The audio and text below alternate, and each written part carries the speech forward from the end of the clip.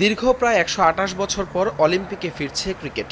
১৯০০ সালের পর ২০২৮ Los Angeles অলিম্পিকে থাকবে ক্রিকেট ইভেন্ট। সেই লক্ষ্যে যুক্তরাষ্ট্রে এরই মধ্যে শুরু হয়ে গেছে স্টেডিয়াম নির্মাণের কাজও। দক্ষিণ ক্যালিফোর্নিয়ার পোমোনা এলাকার ফেয়ারগ্রাউন্ডসে অনুষ্ঠিত হবে অলিম্পিক ক্রিকেট।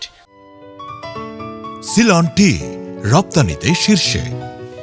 আইসিসি নিশ্চিত না করলেও বিবিসির দেয়া তথ্য মতে ২০২৮ অলিম্পিকের চূড়ান্ত দল বাছাইয়ে কোয়ালিফায়ারের ম্যাচগুলো হতে পারে এই ভেন্যুতে।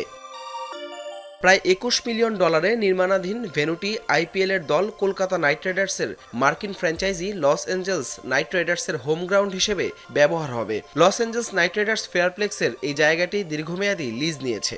এমনকি ভবিষ্যতে যুক্তরাষ্ট্রে আইপিএল প্রসারিত হলে এই ভেন্যুতে ম্যাচ আয়োজনের কথাও বিবিসিকে দেয়া এক সাক্ষাৎকারে জানিয়েছে কেকেআর কর্তৃপক্ষ।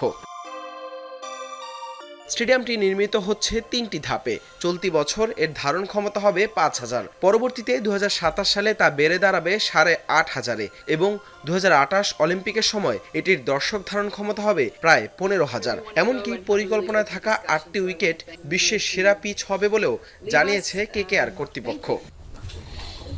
টি-20 ফরম্যাটে অনুষ্ঠিতব্য এই ইভেন্টে অংশ নেবে ৬টি করে দল। প্রতিটি ম্যাচের টিকিটের দাম হবে $২৮ থেকে $৫০০, বাংলাদেশি মুদ্রায়, যা প্রায় ৩,০০০ থেকে শুরু করে ৬০,০০০ টাকা পর্যন্ত।